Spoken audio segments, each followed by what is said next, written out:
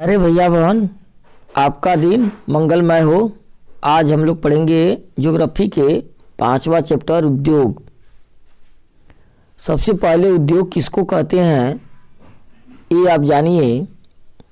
उद्योग एक आर्थिक क्रियाकलाप है जहाँ पर मशीनों के माध्यम से कच्चे माल को पक्के माल के रूप में तैयार किया जाता है।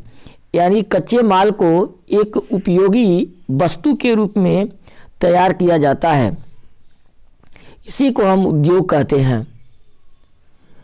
उद्योग के कई प्रकार हैं, कई प्रकार के उद्योग होते हैं। जैसे सबसे पहले कृषि आधारित उद्योग। कृषि से प्राप्त कच्चे माल का उपयोग करने वाले उद्योग को हम कृषि आधारित उद्योग कहते हैं। दूसरा है खनिज आधारित उद्योग। कच्चे माल के रूप में खनिज अयस्क का जो उपयोग हम करते हैं उसको हम खनिज आधारित उद्योग कहते हैं। एक होता है समुद्र आधारित उद्योग। वह उद्योग जो सागर या महासागर के उत्पाद को कच्चे माल के रूप में उपयोग करता है। यानी समुद्रों से, महासागरों से उसका कच्चा माल प्राप्त होता है, उसी से वह उद्योग चलता है, उसे हम समुद्र आधारित उद्योग कहते हैं। इसके बाद आता है वन आधारित उद्योग। जिस उद्योग का कच्चा माल वन से प्राप्त होता हो उसको वन आधारित उद्योग कहते हैं। अब आकार के दृष्टि से उद्योग, बृहद आकार के उद्योग, ऐसा उद्योग जिसमें अधिक से अधिक पूंजी का निवेश किया जाता है, अधिक से अधिक मजदूर काम करते हैं, जिसका पैमाना बहुत बड़ा होता है, उसको बृहद आधारित उद्योग कहते हैं। एक होता है लघु आकार के उद्योग। ऐसा उद्योग जिसमें कम पूंजी लगाया जाता है, जिसमें कम मजदूर काम करते हैं, उसको हम कहते हैं लघु आकार के उद्योग।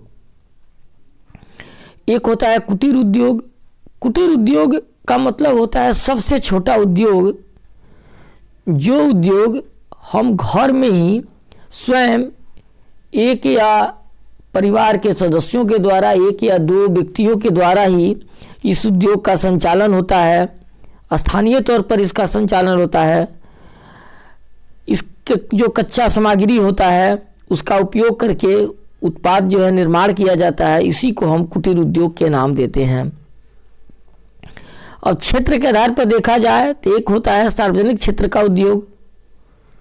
सरकार के स्वामित्व वाले उद्योग जिनका संचालन सरकार करती है या एजेंसियां करती है, जो जनता के कल्याण के लिए किया जाता है, इसको हम सार्वजनिक उद्योग कहते हैं। एक आता है निजी क्षेत्र के उद्योग। निजी क्षेत्र के उद्योग का मतलब हुआ ये जिस उद्योग का संचालन एक व्यक्ति या व्यक्तियों के समूह का स्वामित्वाधीन या उसके द्वारा संचालित उद्योग, जिसका उद्योग लाभ कमाने के अर्जन से किया गया है, उसको हम निजी क्षेत्र का उद्योग कहते हैं। एक होता है संयुक्त क्षेत्र का उद्योग, जिसमें राज्य सरकार, व्यक्तियों के समूह या फिर से और भारत सरकार या कहिए केंद्र सरकार, ये सभी उसके स्वामित्व हैं, उनके द्वारा संचालित किए जाते हैं। ऐसे उद्योग को हम संयुक्त क्षेत्र के उद्योग कहते हैं। इसके बाद आता है सहकारी क्षेत्र के उद्योग। कच्चे सामग्री के उत्पादक या आपूर्ति करने वाले के स्वामित्वाधीन और उसके द्वारा संचालित किए जाने वाला उद्योग सहकारी क्षेत्र के उद्योग है। और अंत में जैसे अब प्रगलन, ऐसी प्रक्रिया जिसमें धातुओं को या अयस्कों के द्वारा गलनांक बिंदु से अधिक तपा करके निष्कर्षित किया जाता है, उसी को प्रगलन कहा जाता है, यानी गलाना। अब आप उद्योग के विस्तार से आप सुनेंगे। उद्योग आर्थिक प्रगति का आधार है। जिस देश का उद्योग अधिक से अधिक विकसित है, उस देश की आर्थिक स्थिति बहुत ही अच्छी है। यानी हमारी आर्थिक गणना उद्योग के आधार पर ही की जाती है। उद्योग एक ऐसा तंत्र है जिसके अंदर जो है वस्तुओं का निर्माण किया जाता है, वस्तुओं को बनाया जाता है। उद्योग में कच्ची जो सामग्री होती है उसको कई विधियों के द्वारा उपयोगी वस्तु में परिवर्तित किया जाता है। कच्ची सामग्री को उपयोग के लायक वस्तु बनाना ही उद्योग है। इस उद्योग में द्वितीय क्रियाकलाप अथवा इसको हम विनिर्माण भी कहते हैं। बाजार में इसका मूल्य कच्चे सामग्री की अपेक्षा अधिक हो जाता है। जैसे अगर उदाहरण के रूप में हम ले लें तो कपास से कपड़े बनाए जाते हैं। कपास की अपेक्षा कपड़े अधिक दाम के होते हैं और अधिक मूल्यवान भी होते हैं, अधिक उपयोगी भी होते हैं। कपास का प्रयोग हम वस्त्र उद्योग में कच्चे सामग्री के रूप में करते हैं। जब कपड़ा हम बनाते हैं तो कपास का प्रयोग करते हैं। कपास का मूल्य जो होता है वह कपड़े की अपेक्षा कम होता है।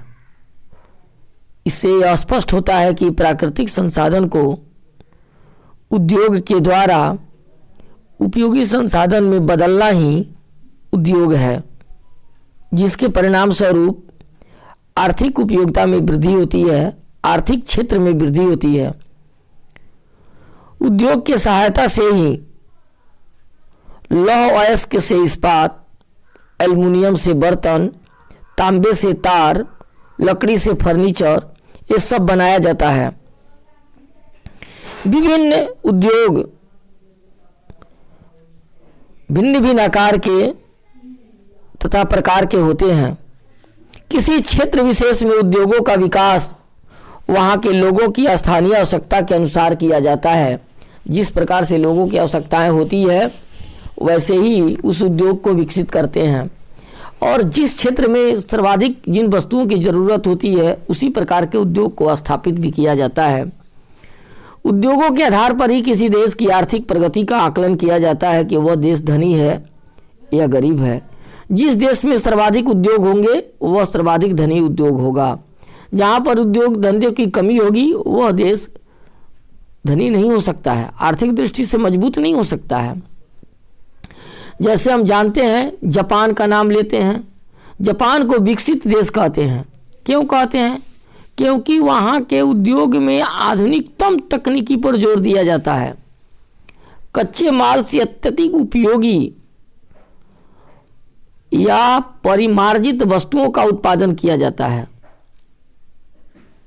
जो देश पिछड़े या अल्प विकसित है या विकासशील है उसमें उद्योगों को अपेक्षाकृत कमी है, इसीलिए है। अगर उद्योग धंधे बढ़ जाएं अधिक से अधिक तो वह देश अमीर हो जाएगा।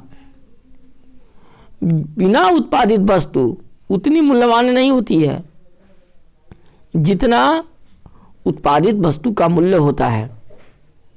अल्प विकसित देश में उद्योगों की संख्या नहीं के बराबर होता है।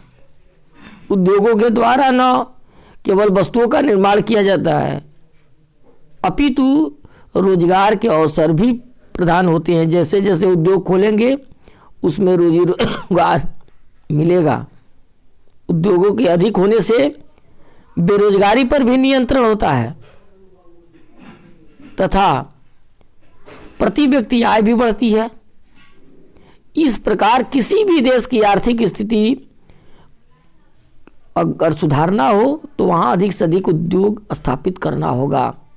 आर्थिक स्थिति कितनी सुदृढ़ है उस देश की वह उद्योग पर निर्भर है। इस बात से पता चलता है कि उस देश में स्थिति, उद्योगों की संख्या, उसके स्वरूप, उसके द्वारा किए जा रहे आर्थिक उत्पादन, ये सब से लगाया जा सकता है कि उस देश की स्थिति क्या है। तो अधिक से अधिक जो इस देश में आप देख लीजिए, जो देश अधिक उद्योग स्थापित किया है आज वह देश दुनिया का विकसित राष्ट्र है।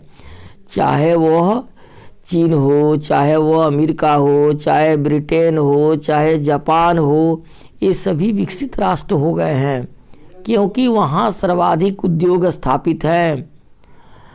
कम दाम के वस्तुओं को विनिर्माण के क्रिया के माध्यम से अधिक दाम के वस्तु बना दिया जाता है, जिससे उसके दाम बढ़ जाते हैं और वहाँ के लोगों की आर्थिक स्थिति सुदृढ़ हो जाती है। तो आज के लिए इतना ही। अगले वीडियो में हम लोग उद्योगों के वर्गीकरण के विषय में चर्चा करेंगे। धन्यवाद।